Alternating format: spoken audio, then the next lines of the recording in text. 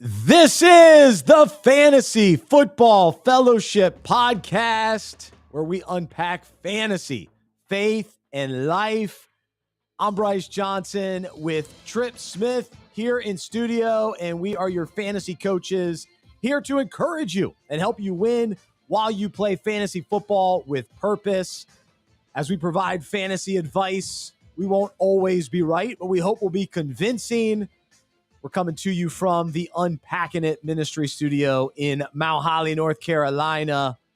It's been a rainy week so far, but plenty of fantasy news is filling our timelines and notifications, and drafts are taking place here already. Maybe dabble a little bit here or there, but they'll start picking up in the coming weeks, and we hope that we can help you prepare for your drafts as we talk strategies today.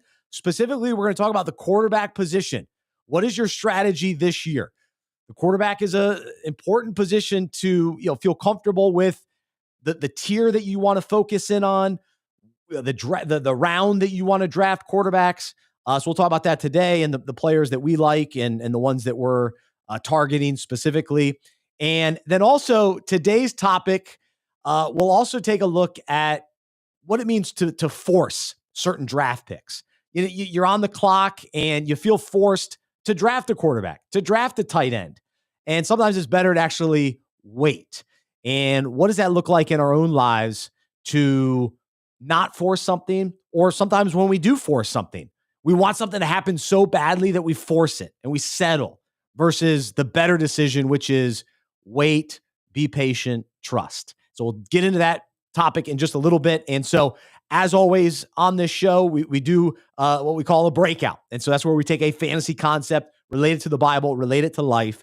And this podcast is a part of Fantasy Football Fellowship, our ministry to fantasy leagues, to fantasy managers, to churches who want to start fantasy leagues as a way to connect with people inside and outside of their church. And so we've created a whole framework, and we've got content designed for leagues to utilize all season long to grow in your faith and to build relationships with other members of your league. And so everything's free. Go to fantasyfootballfellowship.com, sign up for a membership today, get your league a part of Fantasy Football Fellowship, and enjoy it all season long as you get together for league meetings. So again, fantasyfootballfellowship.com. All right, we got a lot to get to today, and we're on a little earlier today. We're still in the summer, so we'll move things around a little bit as we need to. But I'm thrilled to be joined here today, as always, co-host Trip Smith. He's a pastor, fantasy football diehard, and good friend. So here we go. Trip, how you doing, man? Here we go. That's right. I'm excited to be here. As always, got to watch a little bit of something resembling real football last Thursday night. I know people, the Hall of Fame game, I know none of these preseason games are real. You can't learn too much from them, except maybe that third one.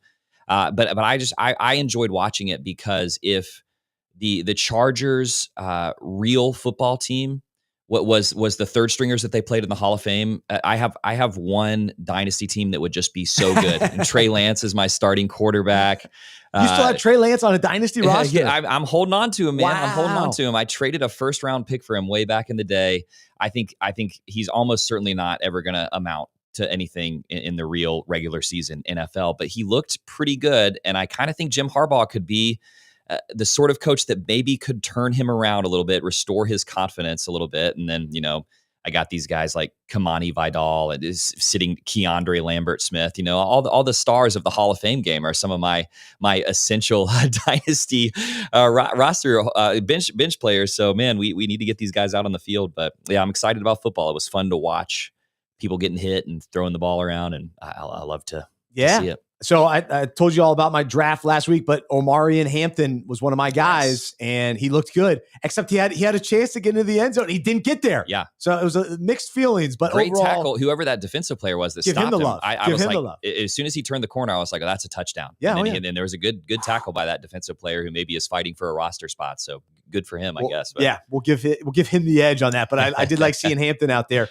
And then Matthew Berry picked Hampton as his ride or die guy, and he's been on a roll the last couple of years. I think Jane Daniels, Jalen Hurts. So All right. All right. I'm aligning there with Matthew Berry. I think the that fantasy legend there, but Najee Harris injured his eye in a July 4th fireworks incident and hasn't practiced since then. It's a month later. So that doesn't sound like a minor eye injury.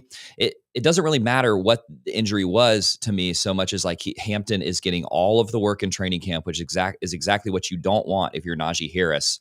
I think that Hampton is going to take that job and run with it and never look back. And yeah, he really could. He's going to creep up.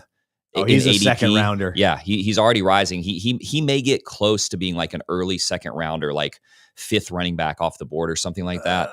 What are we talking about? I mean, that seems a little early, but I mean, he's rising, man. He is rising. He's rising, and if it's just like if Najee Harris, if there's never any talk of Najee being, the starter or the 1A and 1B situation, and they're just like Omari and Hampton is our guy, I really think you could see him rising into like the top 6, 7 running backs on draft day by the end of August. So. By the end of August. I think it's fair. But also, if Najee does come back in the next 2 weeks, and now all of a sudden they're sharing carries. So we'll see. That's definitely worth monitoring. But I like Hampton, and it was fun to have the Hall of Fame game.